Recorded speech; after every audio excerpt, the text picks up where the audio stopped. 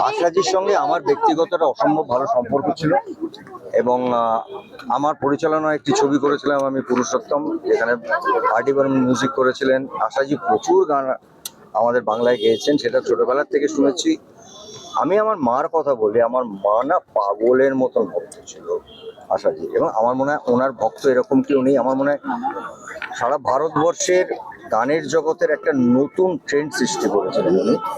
ওনার প্রতিটি গান, সেটা বাংলায় বলি হিন্দিতে বলি, সেটা এখনো আমরা গাই। এবং আশা ভোসলের গান না একটা দূর থেকে শুনলেও বোঝা যেত, ওনার একটা প্যাটার্ন ছিল।